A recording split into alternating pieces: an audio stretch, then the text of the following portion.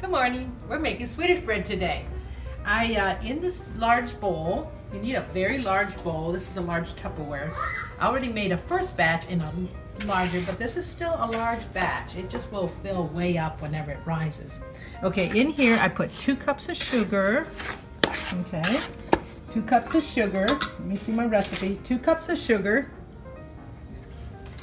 We put 2 tablespoons of butter. Two tablespoons. You got the little label here. Each is a tablespoon. 2 tablespoons of butter and 2 teaspoons of cardamom. Cardamom, you don't want it the seed. It has to be the ground cardamom. Okay, and it's expensive. This bottle cost me about $6, but it can last me 3 or 4 years. Okay, all right. And then a teaspoon of sugar, salt. Okay, so I've got that mixture, the sugar mixture, and now I'm gonna put my milk in there. And I boiled this milk. Actually, I heated it up till it started foaming. That's called scalding. It's whole milk, and you can use half and half also. And I'm gonna dump that in, and it's still warm. Okay, all right. Put that in there. And then I'm gonna mix the sugar, butter, cardamom seed, and salt together. And just kind of let the butter melt. While that's melting, I'm going to go ahead and mix up my yeast. Now, yeast comes in these 3 packets, and rapid rising is fine, or the regular. I find rapid rising really makes the dough come up faster, so I start using this one. So I've got 3 packs, and I got 1 cut open here. Make sure no paper gets in your mixture. Okay, 1. Just take a little scissors and just cut it open, and then put it in the bowl. And then we're going to put a half a cup of warm water, not hot, can't be boiling. It'll kill your yeast if it's too hot. Okay, so you just want it warm. So I take my half cup here, and I just run it to warm, and I usually go by my wrist. If it's too hot for my wrist, it's too hot for the yeast. Okay, so this is warm, but it's not boiling. Okay, yeah, that's pretty warm. Okay, I need a half cup or less. And you put it in the yeast. And I get my spoon here, and you mix it up till it's got all these little like kernels of yeast. And you got to make sure they're all mixed in. It's kind of lumpy. See the lumps?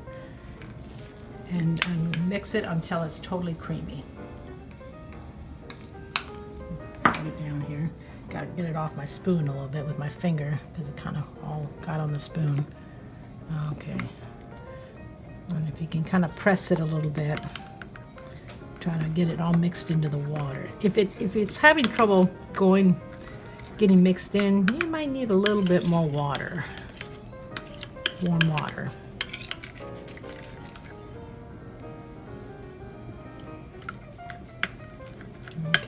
Gotta watch I don't mix it so hard that I get it out of the bowl. So let's take it easy.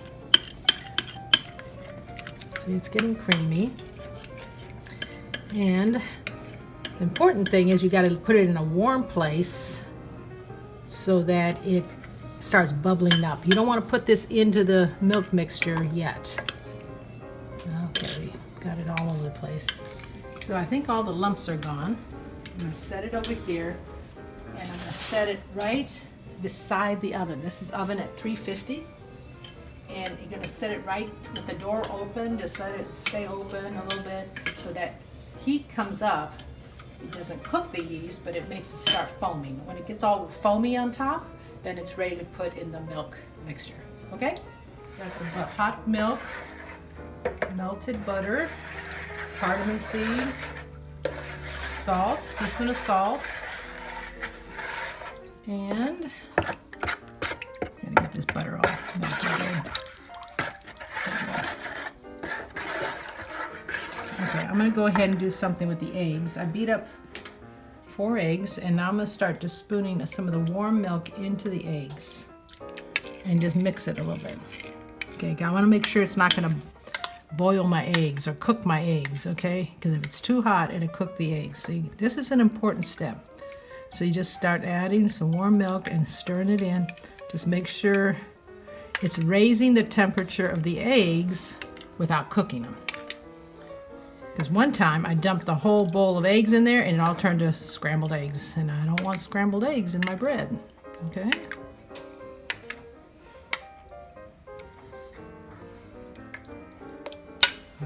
So you keep going until it's the same temperature as the milk mixture. It's got to raise the temperature of the eggs slowly.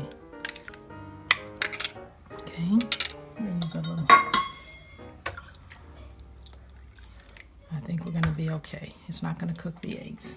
Okay, so that's about the same temperature now. So I'm just going to go ahead and dump it all in there. See, it's not turning to boiled eggs. That's what's in, or scrambled eggs in there. That's an important step that a lot of people mess up when they try this recipe. Because they end up cooking their eggs in the milk. Okay, that's perfect. That butter's not melting too good though. But once we start mixing it, it'll mix in fine.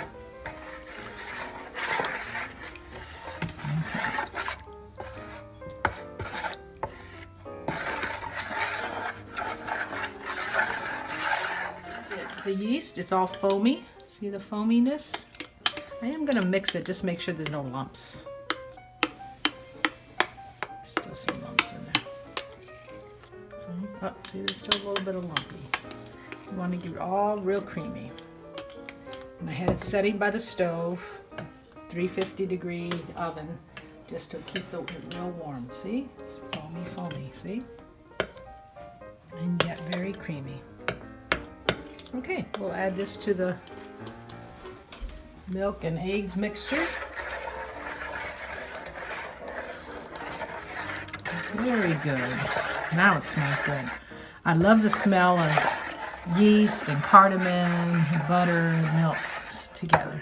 Has a really soothing smell to it. Reminds me of my grandma. Smells can remind you of somebody. And my mom. Every Christmas they made this. This was our Christmas joy, was having Swedish bread. Okay. All right, I think the butter did melt, but once we start kneading it, it'll be fine. Okay. I waited too long to put the milk into the butter and the sugar. Okay, now I just start. I usually don't dump the big amount in yet. I just kind of put enough in to get it, kind of mix that butter in real good.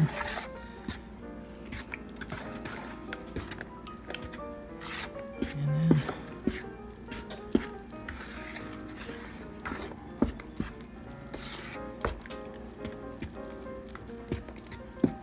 can add more. Keep adding. Take about 5 pounds of butter for a big batch.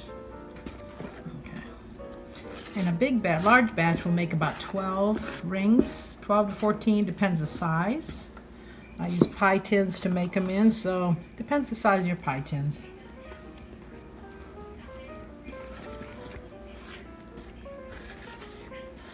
And you always want to keep scraping the sides and scraping the sides. Get all the white flour off the sides of the pan. And mix this in, mix it in. Some people use a big electric mixers that knead dough. I have a sister that does, and it works fine. I always just do it the old-fashioned way. Okay.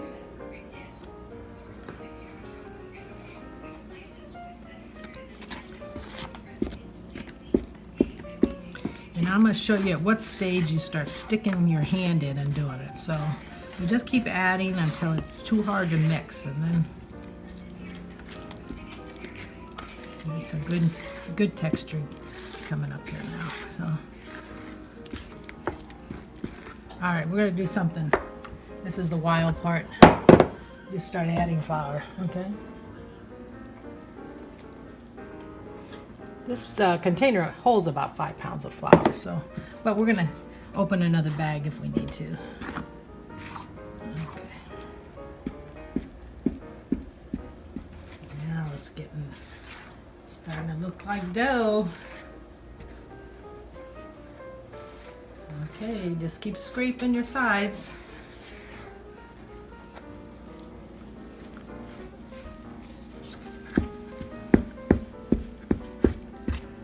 See that?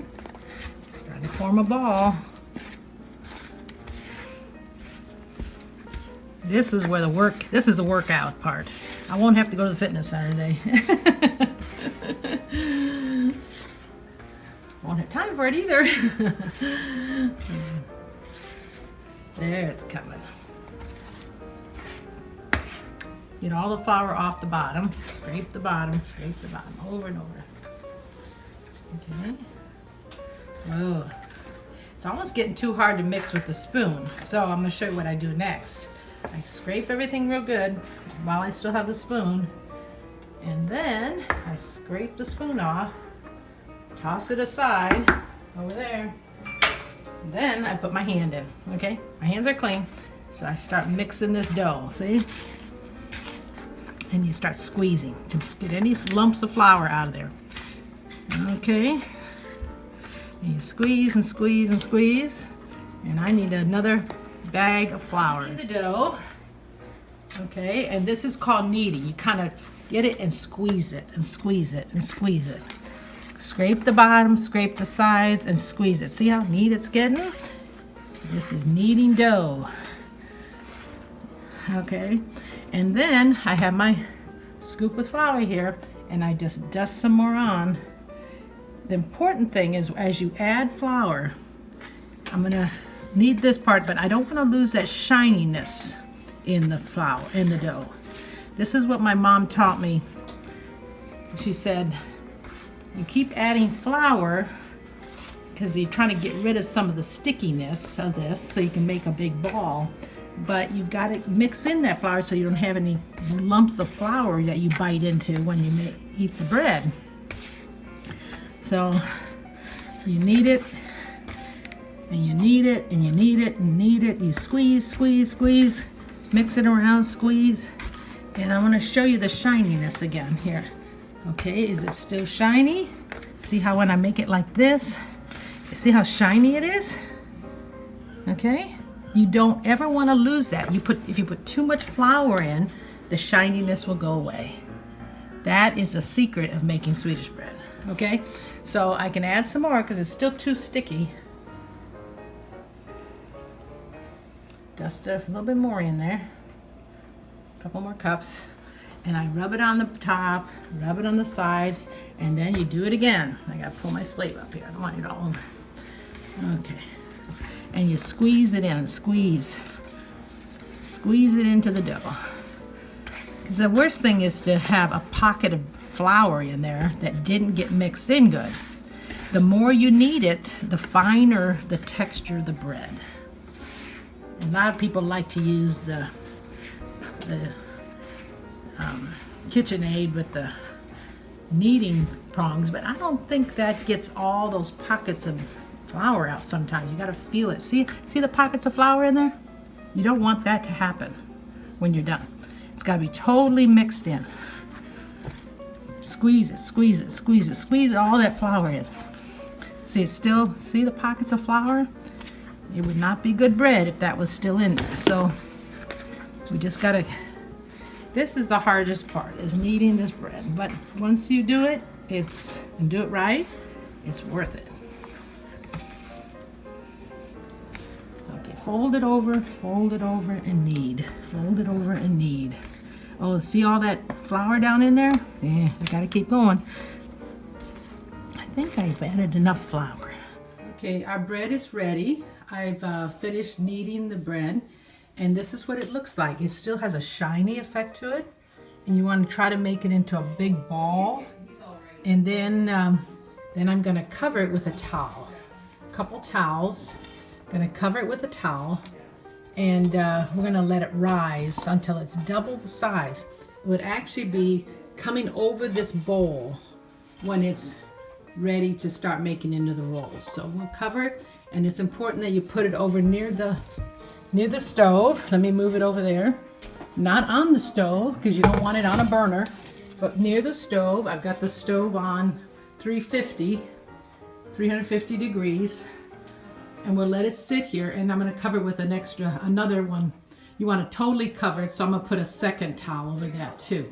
So that will take about an hour to 2 hours for it to rise up over the top of that big bowl. Okay. This is a real old antique maraschino cherry jar that I've had probably for 40 years. And I put some holes in it and made a shaker out of it, so you don't have to have a fancy shaker. And I mixed cinnamon, lots of cinnamon, and some sugar. And I'm going to reach over here and get a little bit more sugar in here because I put a lot of cinnamon. Okay, let's mix up some more. And mix up the cinnamon sugar mixture. You know, cinnamon's good for you, so lots of cinnamon. Okay, that looks pretty mixed. Let's see. There's some lumps in there, but oh well. It'll shake down. Okay, cinnamon sugar. Put the lid on, and that's our shaker, cinnamon sugar shaker. You can buy a shaker too, but I've had that one for years, so. Okay, then we have our melted butter and a nice butter brush. Now, nobody uses this brush for anything else but my butter. Okay, so take our butter over here. Okay, and I get a pie tin. Pie tin, you can use this kind from old pies, or you can buy some just tinfoil pans too. Okay, and I save them up all year. You take your melted butter and you butter your pan. Okay, buttered pan. All right, put that off in the corner. Then I'm going to use my old wooden one. And I need some flour. So you have your flour handy. And you just take a little bit and shake it on the counter. And we're going to make it a dough real long. So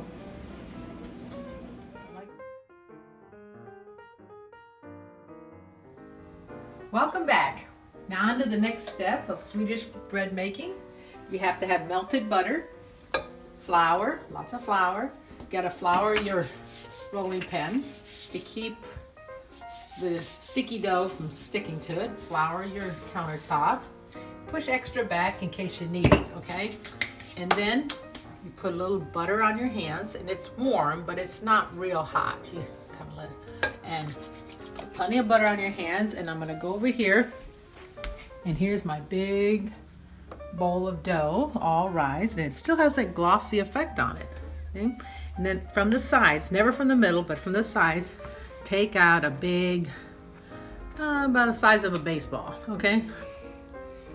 And rub that butter on it, and then cover this back up, keep it warm, okay? All right, you're gonna make like a long donut here. Put it down here. Now take a little bit of the flour and pat it on it.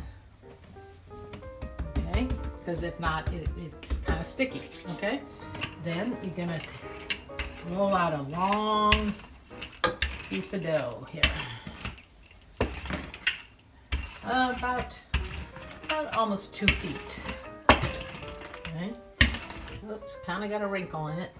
And then when it starts to get about the length you want it, then you start doing it sideways this way. So you got to get it thin.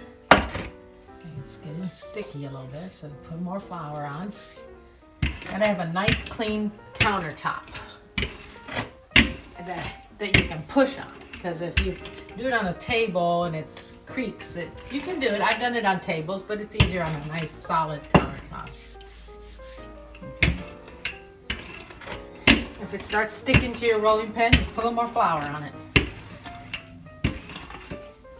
That's just about right, okay? And if any lumps, just kind of roll them out a little bit. Whoop, got a wrinkle, okay?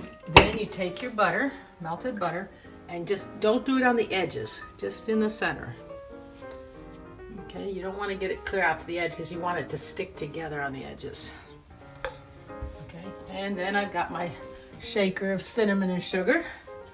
And you don't want to put the sugar and cinnamon on the edges either, just kind of all down the middle. Just shake, shake, shake, shake, shake. And if I had a few more holes in it, it'd probably go faster. Okay, just get it all covered with cinnamon. Cinnamon's good for you. And it doesn't hurt to get it near the edge because that kind of stays open at the edge. So, okay. That looks like about enough. Set that aside. And then I always start from the back side in. And you can do it the other way if you want, whatever's easier for you. If you're right-handed or left-handed, I think it makes a difference. And just kind of get it rolling. And it doesn't have to be real tight, but you can pull it a little bit to tighten it. Okay. Don't want to try not to get holes in it. Sometimes I get a tear, but it won't hurt it if it tears. Just roll it up anyway. Okay. Roll it all the way. So it looks like a long snake. Then I have a pie tin. I've already put butter on it, melted butter on it. And I'll take usually the fat end, whatever's fatter, and put it in the middle. I'm going to roll up the snake like this. All right, you want to center it on your pan. Roll it up like a rattlesnake. Okay, and then tuck the end under like that. Then I have a cup of milk and I have a scissors. And it's best to have, I cut the cherries up. I'm going to put cherries in the milk, so you take a cherry and you just cut it in half. Because you're going to put a cherry in right when you're done, okay? Now make sure that's clean and put milk on it so it doesn't stick. And Jenny, if you'll hand me a paper towel a minute, I've got to get something to blow off my hand. There we go. All right, all right.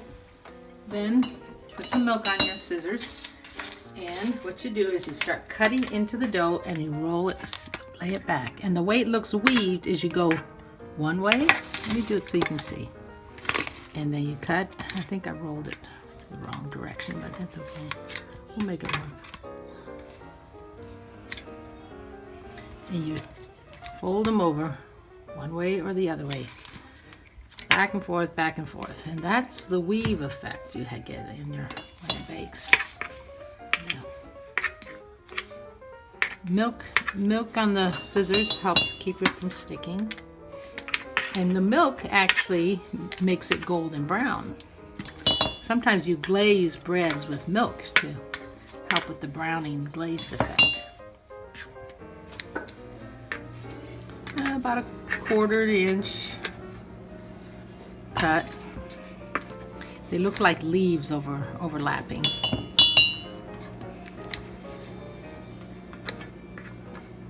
I actually rolled it kind of tight. You could do a looser roll and it makes it bigger. It'll be okay. When it all rises again the second time, you won't even see any mistakes. And this is my second row, so you're just kind of cutting into the first a little bit, but it won't matter. When it bakes, you'll never see that.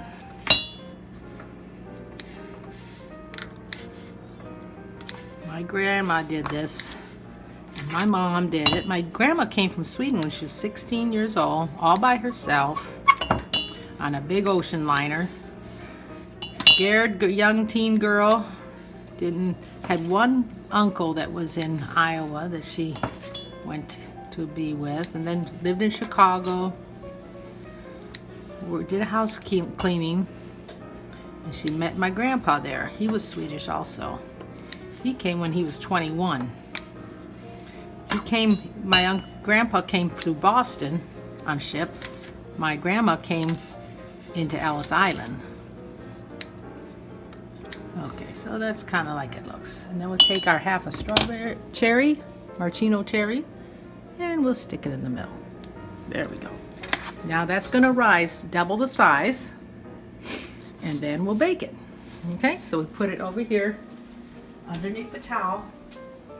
And see, that one's starting to rise already. Here we go. Don't they look pretty? Hello. On to the next step. We put our rolls underneath here, and here's the finished rolls all rising. This one's about ready. This one's ready to bake. This one's ready to bake. When they look like they're kind of smushy, and they've lost the definition, and they're getting a little bit soft and smushy. So this one's ready. This one needs a little more. This one needs a little more. We'll put the ones that are ready to bake right out front. See this? Okay. So we're going to put these four in. The oven's 350. Well, we just put 4 more into the oven, and we found out it's best to put it all on one rack. 4 could go on a rack, or 3, whatever your oven fits. And it should be about in the center of the oven. And at 350, and 25 to 30 minutes, depends your oven. We're finding that 25 minutes is better than 30. So have fun, enjoy. We just took these out of the oven, and they're golden brown, the cherry. This is what they look like. And then I'll take the spatula. Okay, right here's the spatula, and we'll take them out of the oven after they've cooled just a little bit. And I have on my dining room table, it has a pad, but it's plastic, so I don't want to put something hot on it. So I put a couple very thick beach towels, and so they can sit on the beach towel and not hurt the table. And then we put butter on them, brushed them with butter like this. Okay, melted butter, and that gives it the glossy effect. Okay. So it looks like this, and it smells so good. I can't wait to take a bite. There we go. Aren't they looking great? How about a piece of Swedish coffee bread? It is absolutely scrumptious, delicious. And I'm gonna pour myself a cup of coffee and enjoy. Merry Christmas.